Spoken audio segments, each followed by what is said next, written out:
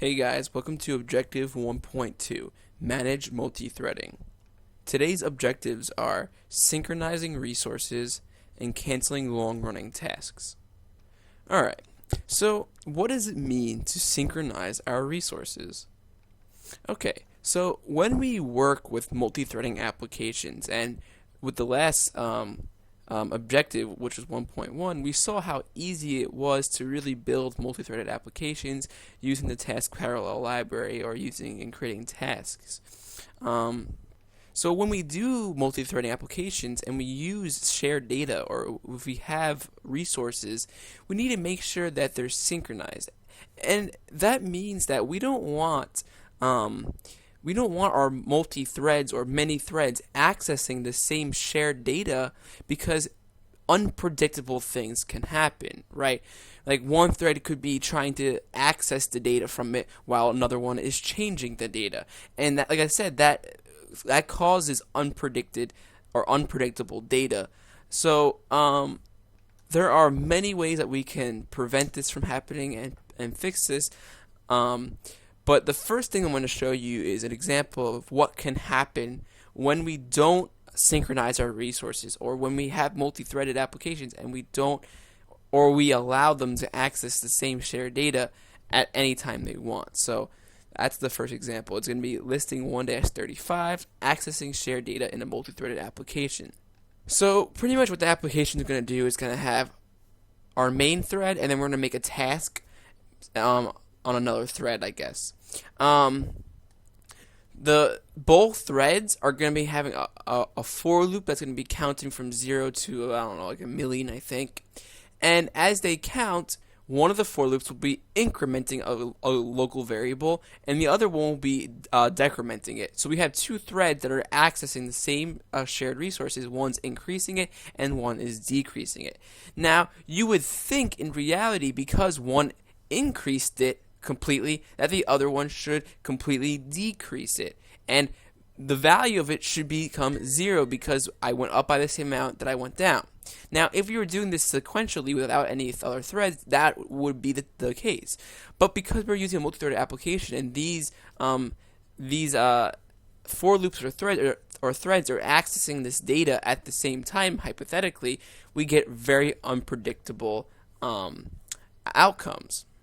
Now, I'm going to go ahead and write the code, and before I run it, I'm going to explain why we do get this unpredicted outcome and how we can fix it and things like that.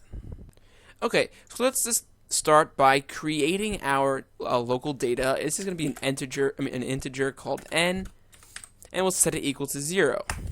The first thing we're going to do is we're going to create a task that will go off and iterate over 1,000,000 times and incrementing the value by 1 every time. So to do that, we're going to create a new task. Now, I'm not just going to call task.run, right, because it has no return type. I could do that, but because if I don't do that and it iterates over the second loop, if I don't create a task and assign it into a variable, I need to call that wait statement. If I don't call that wait statement, I'll lose it. So let's go ahead and create the task. So I'm going to say my task, and I'm going to set that equal to a task.run, which returns a task. Inside my task.run, I'm going to pass in an action.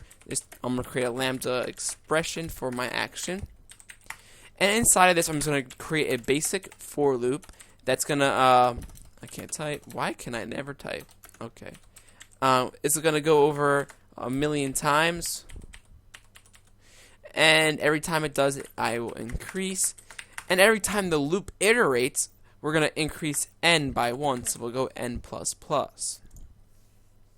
When we're outside of the task, so now we're pretty much back on the main thread, I'm going to do another loop. I'm just going to copy this. I'm going to do another loop, and this time it's the same amount. We're just going to subtract 1 this time. Then I'm going to go ahead, and when this is going on, I'm going to do a myTask.wait, because I wanted to display the output when it's done of n. Now, if I don't wait for it, it will continue and display n without the threads being done, or without this thread being done in particular. So I need to make sure that that thread's done first before I actually display the value. Okay, so actually, let's just go ahead and run this first, look at the output, and then we'll examine it. So when I run this, the first time we get, oh, negative 11 or 100,000. Okay, that's weird. That I was expecting 0. Let's try it again. Oh, this time we got a different number. Okay, let's try it again. Oh, this time we got a positive number. That's interesting. Well, maybe one more time. Okay, we got a different number. So as you can see, every single time we're getting different numbers, and every single time it's not 0. The result should be 0 because we're incrementing by a million, hypothetically, or sort of, and we're decrementing by that same exact value. So we should be going to 0 because that's what we started out with.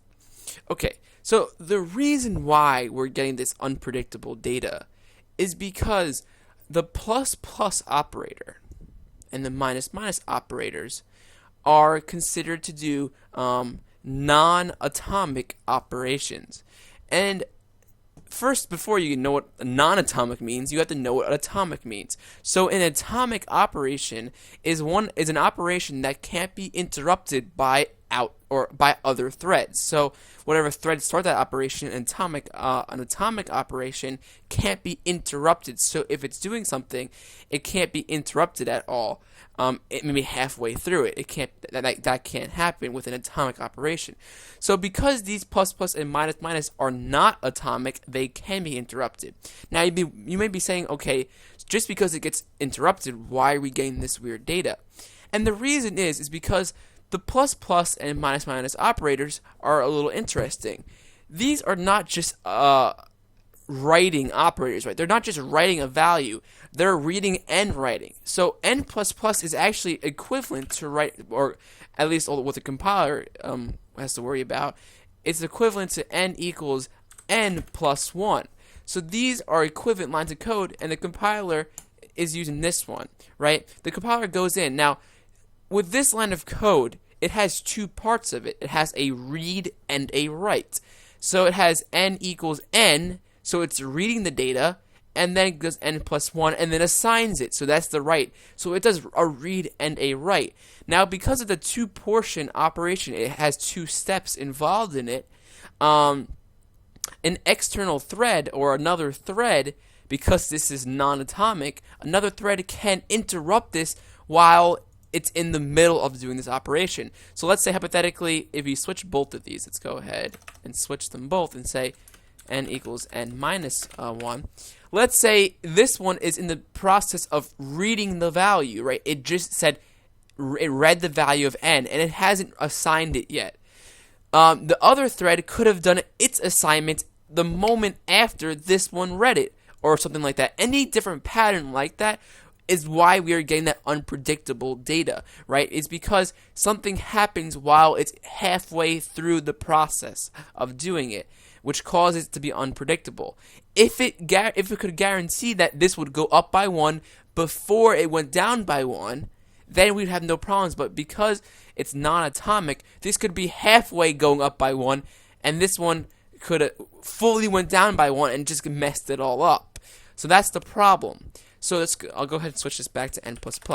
Now, there's a couple ways we can fix this. And the first way I'm going to show you is by using a lock. We're going to implement some locks. But another way we can do it is by using a class called the interlock. And the interlocked class. The interlocked class has the ability to do basic operations like adding by 1 and things like that. It has the ability to do that, but it does it atomically. So by ensuring that we do an atomic operation, because these operators are not atomic, so by using the interlocked class, we can do atomic increments and decrements. And that will ensure that it doesn't get tampered with halfway through by another thread. But the first way we're going to do it, like I said, is by using locks. Okay, so the lock, we're going to be using the lock keyword. That's our new keyword that we're going to be using. Now, we need to first learn a couple things about a lock. So, the first thing is, locks, or the lock keyword, can only lock an object, right? We're going to be locking an object. Now, how the lock works is, if a lock locks an object, and another lock locks the same object, then it's synchronized, right? If one lock keyword is if a lock is locked, right, and another lock is acquired on that same lock, the second lock has to wait until the first lock is done, right? So wherever you see locks on the same exact object, if whatever lock acquired that lock first has the time to complete its operation, and then that lock is released, and then that allows any other lock or the next lock that's trying to acquire it to then go. So let's go ahead and implement it, and I'll explain it a little bit more. So the first thing we need to do, we need to create an object, right? Now, this hypothetically could be any object that we have. We can lock any object. But it's just standard that programmers create an object called a lock, or whatever they want to call it, and they just lock that object that's doing absolutely nothing. Now, you could lock anything. If you had a collection that's holding players or holding users, you could lock that. If you have any kind of reference type variable or object, you can lock it. But like I said, it's just convention to lock an object because it's doing nothing. So let's go ahead and create a lock, right? So we're going to create an object. I'll call it underscore lock equals new object. So this is my lock. Now, the for loops will be acquiring that lock, and whichever one gets to it first has its time. If another lock is trying to acquire that lock, but if the first one already has it, it has to wait until it's done. So let's go ahead and add our locks to our operators to make sure that they are thread safe.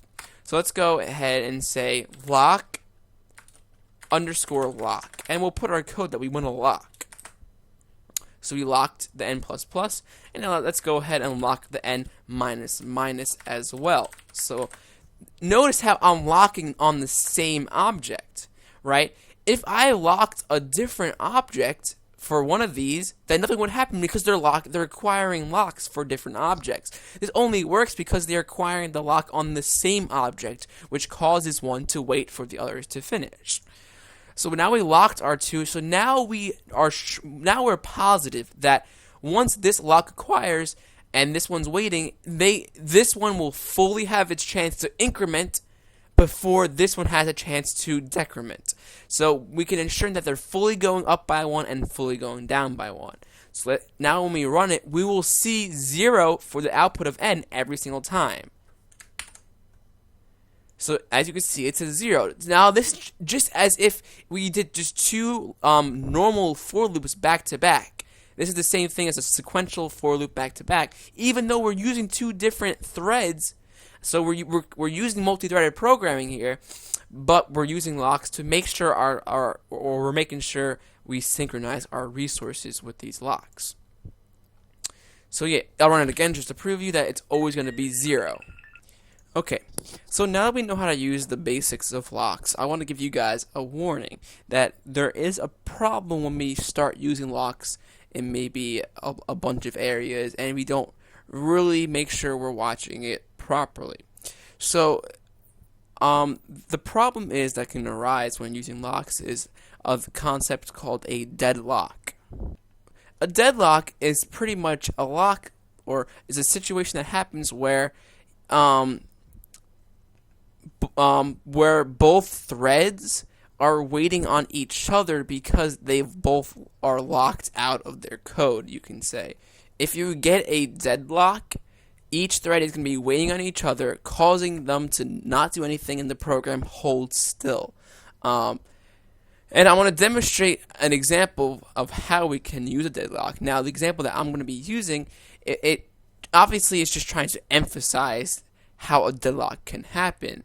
But when you get into programming, a deadlock could sneak up without you really seeing it, because when you're doing programming like that, it does get confusing. Like, this is very basic, and this example is specifically designed so you can see the deadlock. It's normally not going to be this easy. So let's go ahead and create this program. So the first thing I'm going to do is I'm going to create two locks this time. So I'm going to say object lock A equals new object, and object lock B equals new object. So I have two locks. Once again, we're going to create a new task that will go off and do something. So we'll use a lambda expression. And our task is going to first sleep. I want to make my I want to make this one sleep for 5 seconds. Oh wait, thread. I need to whatever. Hold on.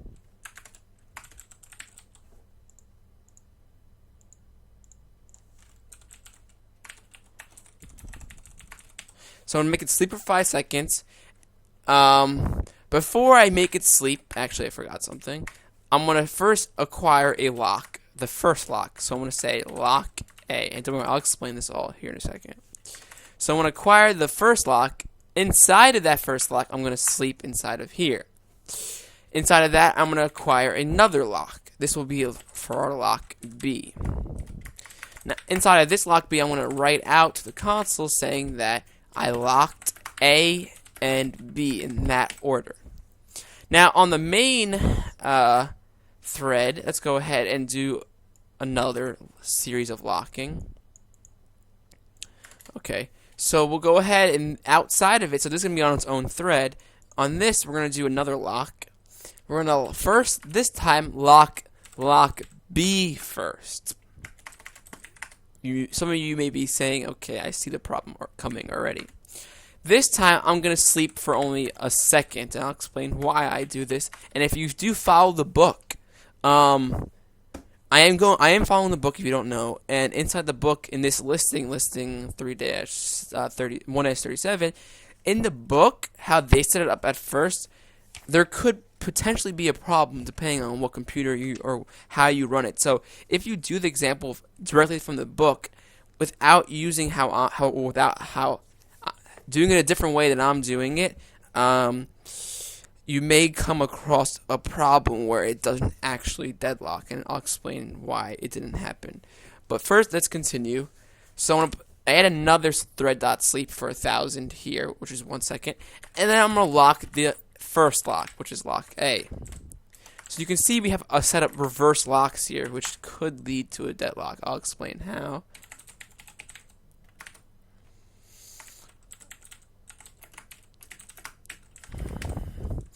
And the last thing I'm going to do is I'm going to my task.wait, obviously. Okay, now I want to go ahead and explain this. So what's going to happen is we have two locks, lock A and lock B. Inside this thread, we go ahead and lock the first lock first. So lock A is locked at this moment. At the same time, we're probably around this time going to be accessing this lock because this is on a different thread. So the main thread by this time is probably going to be locking lock B. So at this point, we have lock A locked and lock B locked. We come in. We wait 5 seconds in the lock A. So that is lock A is locked for 5 seconds guaranteed right now so far. Then we continue in this one and we lock B for 1 second. So when that 1 second is done, it goes ahead and locks lock A. And that doesn't lock. Because lock A is already locked, it has to wait at this point. So this is the first portion of the deadlock, right? We're stuck right here. The main thread is going to be stuck right here because we already locked lock A in the separate thread. So we're going to be stuck here waiting for lock A to be released. However, we're still sleeping in lock A, so it's not released yet. Once it's done sleeping, we hit the lock B. Oh, look, we have another problem. Lock B is already locked because I locked it first in the main thread. So as you can see what's happening, each thread, it locked themselves out, sort of. So at this point, our new thread is waiting at lock B to be released, and it's not being released because our second lock in the main thread is waiting for lock A to be released. And that's never going to get released because it's waiting for lock B. So you can see that they deadlocked each other, and now they're stuck here forever. So let's go ahead and run the program and see what happens. As you can see, nothing happens. Exactly. We're not getting any output. It's not saying any lock because how we set it up, we have a deadlock. It's doing nothing. each of them locks each other out. And I'll explain that one more time, what's going on. Let me just show you how the book does this and why it doesn't work sometimes. So, this is our deadlock. Now, the book had it set up by the author added a second delay here, and they didn't have any delay here.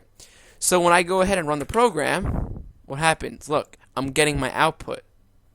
I didn't get a deadlock, and I don't know. Depending on whatever computer the author used, he may have gotten a different result. But the reason why it's not working here in this and how the book has it set up is because when this thread is going off and it's pulling the thread from the thread pool, that could potentially take a second or a millisecond, or depending on how long it's taking, it's delayed a little bit. And by the time it goes ahead and locks lock A, the main thread has already gone through B and A and locked both of them. That's why we first see the lock acquired for B and A. We see the B and A message first. So when we run it again, we see locked BA first and then locked AB. So you can see this is why we're not getting a deadlock. It comes in, it locks B, locks A, displays the message, and then leaves, unlocks both of these. By the time the second thread is coming in, okay, lock A and B are already released. So there's no lock on these. It plows right through them, and it moves on. So that's why we had a problem. So what I did to fix it was, I just created, it doesn't have to be 5 seconds, but I just used 5 seconds. I created a longer delay here and a short delay here.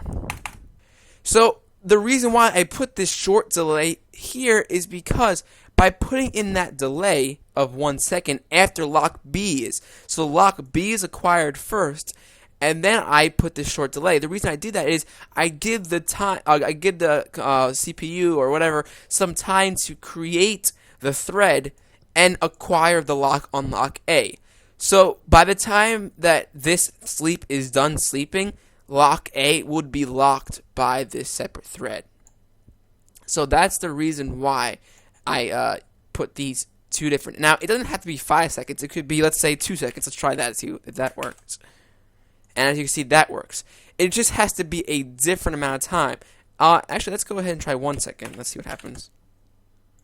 Okay, it's still acquired that lock. So the most important thing in this, I guess, is that we need to make sure that it doesn't plow through this lock, these two locks, before it even locks A in this. Actually, I guess that in reality, I didn't think about this actually.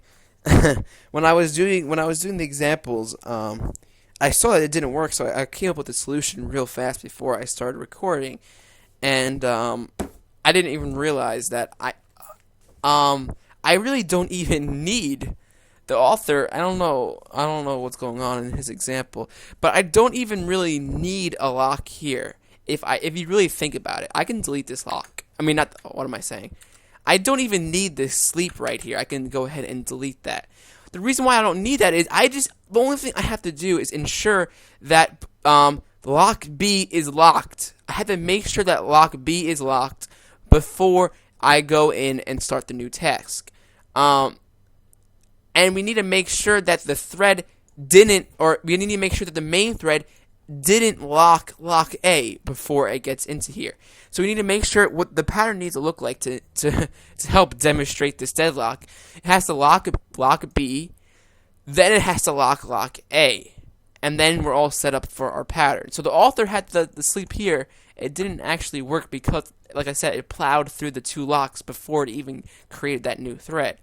So by doing this delay in the main thread, everything works out fine. So this is how it should be. It's incorrect in the book. Unless he's using a different computer, different processor in it, and it's changing the output. But let's go ahead and run it again. And like I said, we can see that we are getting that deadlock now. So once again, real quick before I continue, this is the pattern that's going on. It goes ahead and comes in, it creates a thread and throws it off to the side. The main thread locks lock B. By this time, the second task, or our second thread, has locked lock A. it comes in, it locks lock A, and then it continues on, and it says, okay, I need to enter this block of code. This block of code has a lock on it for lock B. Well, we already know by this point in time, lock B was acquired already.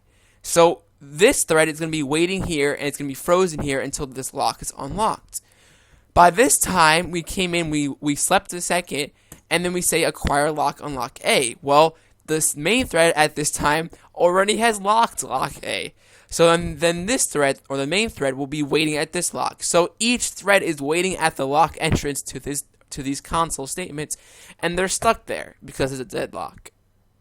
Okay, so now that we've seen locks and why we use locks and some problems that come up when we use locks, like the deadlock, let's go back and talk about the interlocked class that I talked about in the beginning of the objective.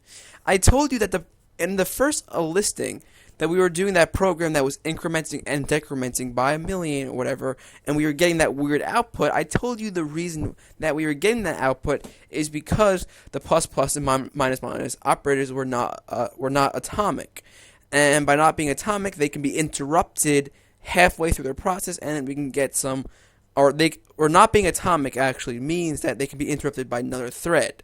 And it just so happens the plus plus and minus minus operators can or have two steps into them, so it's a reading and a writing process. So that process can get messed up with another thread, like interrupting it halfway through its process. So once again, the plus plus and minus minus operators are not atomic. So we fixed the problem by using the lock statements, by ensuring that our resources are synchronized, right? We made sure that we pretty much protect the operators of the plus plus and minus minus. We protect it, and we gave it enough time that we pretty much said, don't interrupt this while the lock is acquired. Let it do its complete action. And then once it's done, it releases the lock, and then something else can do it, whoever's waiting on that lock. So we indirectly fixed the problem. It was still an atomic operator, right? The plus plus and minus minus are still atomic. Are still not atomic operations. But we made a way around that by using the lock statement. But they were still not atomic. However, there's another way we could do the same exact program, and without using locks, we can use the interlocked class, and that, instead of using locks, or it could be deep down, I don't actually know, but it creates, it does the operations atomically. So it's just an atomic version of the increment and decrement. And once again, an atomic operation is one that can't be interrupted. So it's the same thing like acquiring a lock. These atomic operations can do incrementing and decrementing atomically or uninterrupted by other threads. And that will fix the problem, because that was our problem. So to build this application, pretty simple. It's pretty much the same exact thing. I'm going to create an n variable. Then I want to create a task.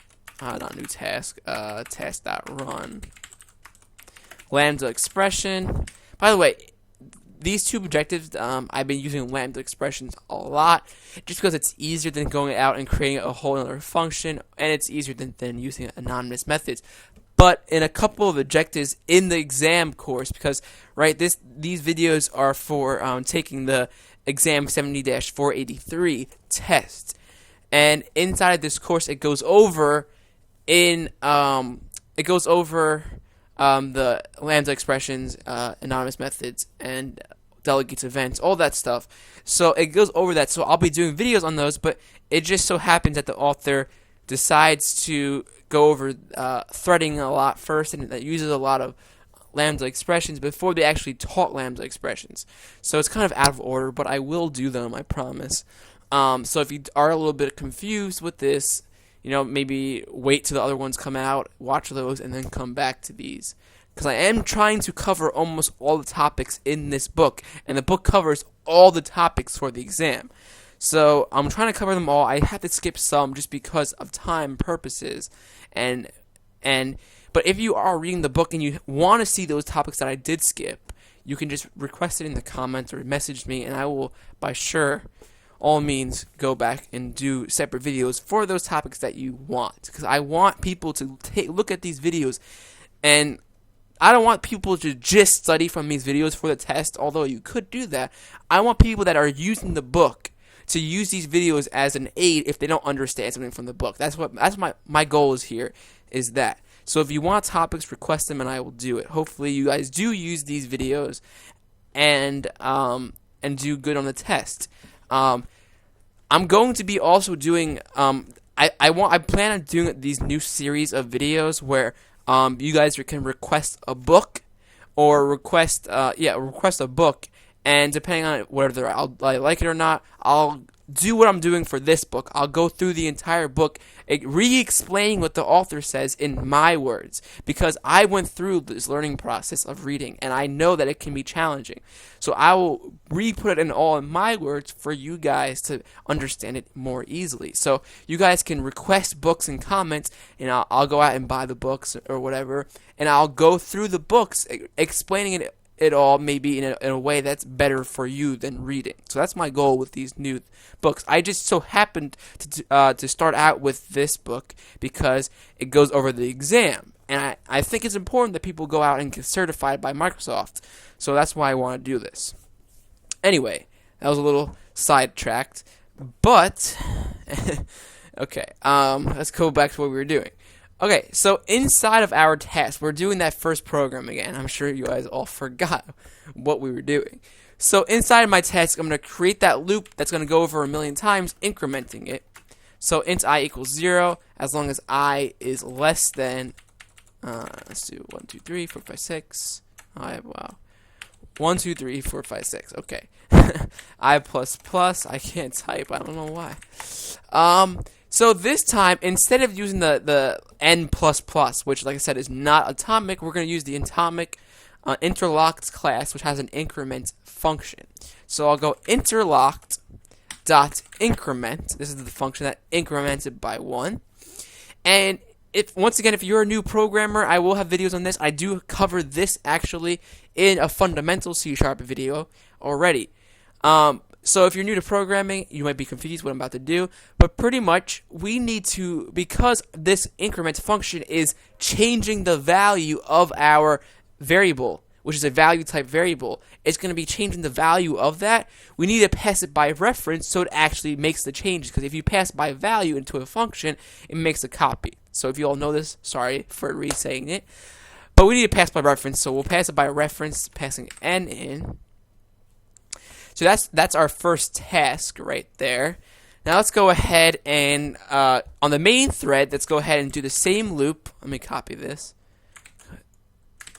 But this time, instead of incrementing, I'm going to use an atomic decrement, which is going to be inside the interlocked class. So, interlocked decrement. And I'm going to pass in ref n again. Okay. Now we need to do a myTask.wait, and we all know what that is for. I've done it so many times. And then we'll do a console.writeLine. We want to write the value of n. So before, without the atomic operation, so let me go ahead and comment this out, and let me add the n++ and the n-. So this is the exact same first listing. Let's run it. And look. Oops, wait, what happened here? Okay, sorry, that was weird. I was getting weird output. Okay, let's run this again. So when we run it, we can see that we are getting that unpredicted data because of the plus, minus. I said this 1,000,000 times are not atomic operations, and I explained that a ton of times also. I'll run it again, and you can see we still get that weird data. Now let's delete these two things, and let's use the atomic versions of those. Right? These are the same increment, decrement operations, but now these are atomic, meaning they can't be interrupted by other threads. So when we run it now we see we get that 0 result, just like how we, just like what we got when we used the locks. So although the lock, you can use locks and they work perfectly fine, This is another way to do it, and it's a different take on how to accomplish the same goal. This is using an atomic operation, whereas using the locks just helps synchronize the resources so that it can't be modified while a lock is acquired. So this is the interlocked increment and decrement functions. Okay, the interlocked class also has other functions that you can use. The book shows that it has.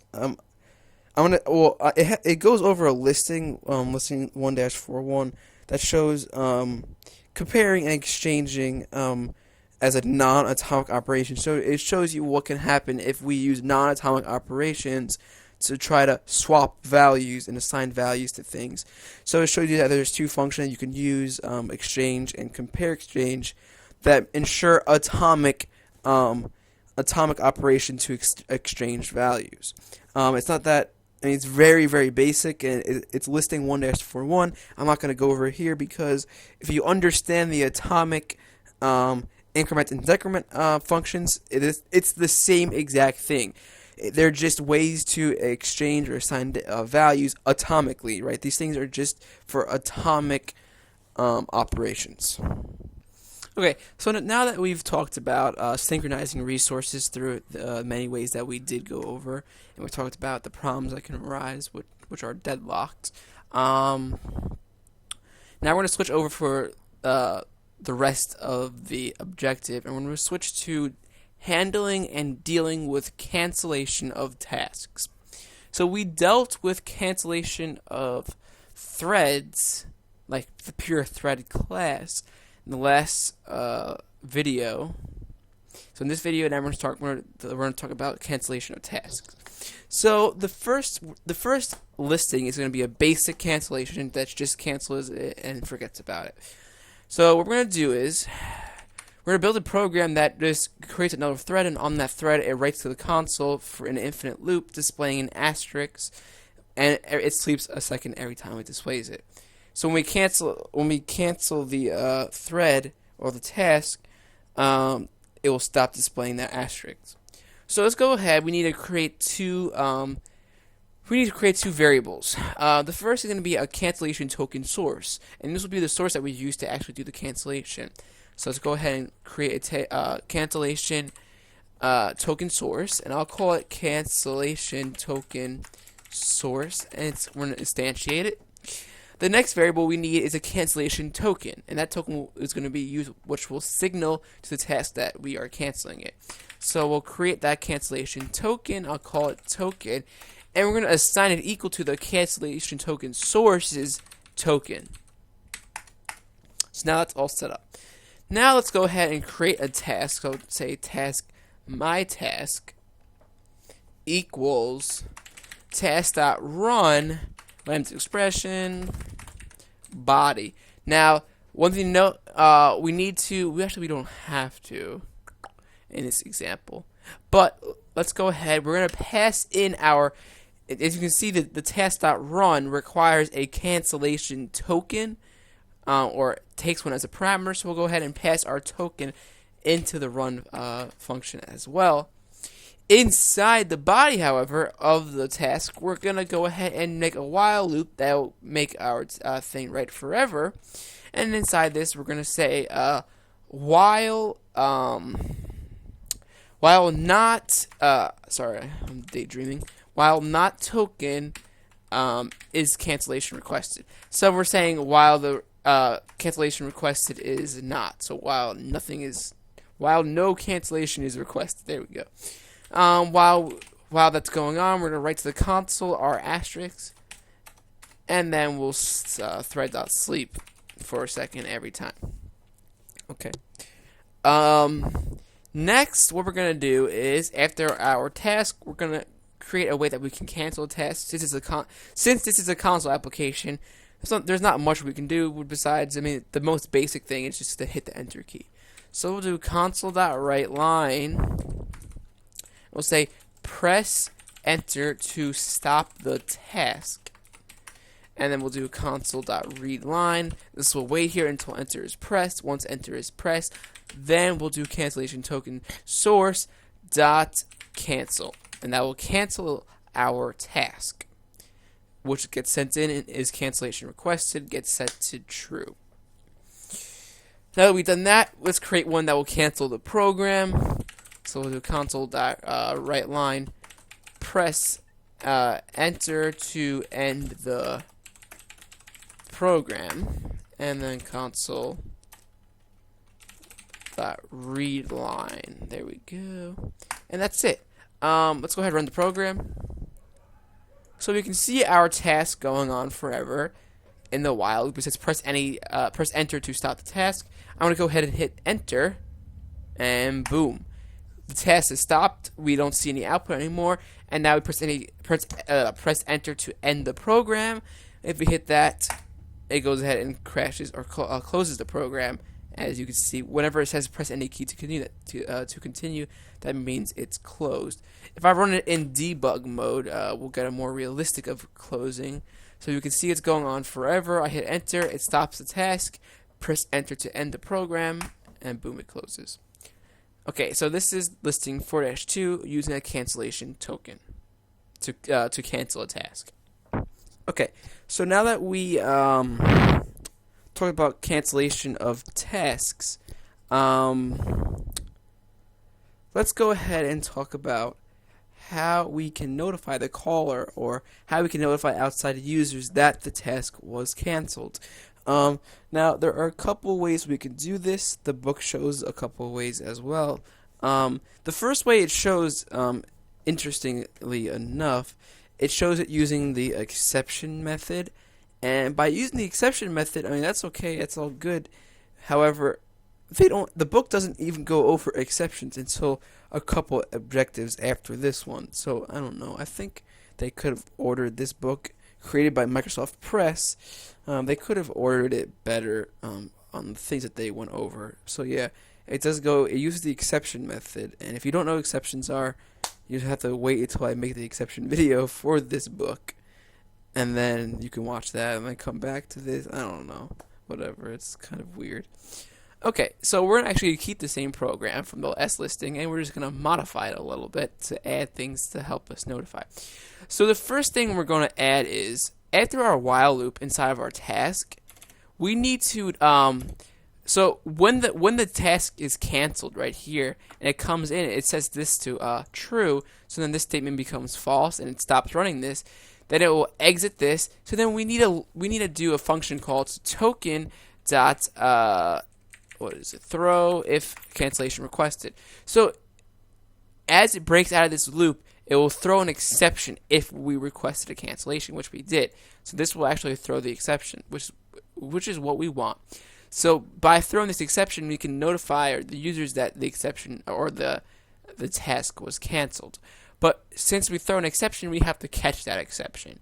So down where we do the call, I'm going to go ahead and add the try and catch to this portion. So I'm going to go try down here, and I'll set up the catch in a second. I need to also add my task.wait so that the thread doesn't continue on without catching the exception. I want to make sure that the new thread is done throwing its exception before we go on and continue. So let's go ahead and add our catch, and we're going to catch the actual when we do the cancellation, it throws an exception of operation canceled exception, but we need to catch the aggregate exception because there could possibly be multiple ones of them. So we'll go ahead and catch the aggregate exception for E.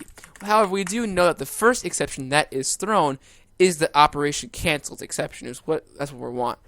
So we're going to go out and display console.writeLine E.inner exceptions, and we want the first one, which is the cancellation exception.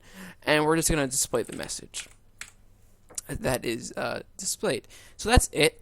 By doing this, we throw the exception, and then we can handle when the thread or when the task is canceled in this exception handler. We also can create a function that we can call or something, but yeah, you get the point. So let's run the code. We can see the task running. We get our stars. And now I can go ahead and, sorry about that. I had to talk to someone real fast. So let me rerun the program. So we see that the task is running. We get our stars. Now when I go ahead and cancel the thing, the exception is thrown, and we can see the message a task was canceled. So where we show that message a task was canceled, we could handle when the task was canceled, and if we want. Okay, I just got interrupted again. Sorry about that. I forgot what I was saying. Jesus. Okay, so where it says a task was canceled, that's where you could do the exception the exception handling, or handling when you or handling whatever you want when that task is canceled. Okay, I'm gonna skip over listing for -4. All's listing for -4 goes over though is another way that we can notify the users on if the task was canceled or not, but it just uses continuations instead. We went over continuations in the last objective. Okay, so the last thing we're going to do in this lesson is setting a timeout on a task. Okay, so when I mean by setting a timeout on a task, I mean that if the task, let's say the task is running, let's say it's running for a certain amount of time. If we set a timeout, if it surpasses that amount of time, we can cut the task off and time it out. Okay, so to do this, we're gonna just create a task. It's called long running, so for our long running task, equals task.run. Set up our lambda expression, and all our task is gonna do is sleep for let's say 5 seconds. It doesn't really matter. It could be 10 seconds if you want it, because we're gonna time it out before then. Then we're gonna use the wait any function. The wait any function was covered in the last objective, but the wait any function has an overload that we're gonna use that that takes in a parameter for a timeout. Keep in mind, the wait any function waits for the first task to finish, and whatever task it does, it returns the index of that task. If it times out, however, it will return a -1. Saying the task is timed out. So we'll go int index equals task.waitAny. It takes in a task array. So I could have created my task array up above the tasks, or we could create it now. It doesn't really matter. The book creates it now. The book uses a shorthand. I'm going to be more specific and say I want a task array, and I'm going to pass in my long running task, and then the next parameter is going to be a millisecond timeout. So waits for blah blah blah, and a timeout. Okay, whatever. So we're going to pass in a second timeout. So we're going to wait a second. If a task doesn't finish within that second, it's going to time out. So we're going to say if index equals -1, meaning it timed out, we're going to say console.writeLine task timed out. Okay, let's go ahead and run this program, and we can see it. Hold on, let's make it like 2 seconds so I can move it over in time, so we can see it timed out. So that's how we can set a time to a task. Now note, if I change this thread.sleep to 1 second, thus causing it not to time out, if I run it, you'll see that it just says press any key to continue, meaning the task finished, it didn't time out, and the program closed because there is no more code. So this is how we can time out a task, by using a wait any like this, and by putting a timeout on it. Okay, so that's it for this objective. I hope you all enjoyed it, and thanks for watching.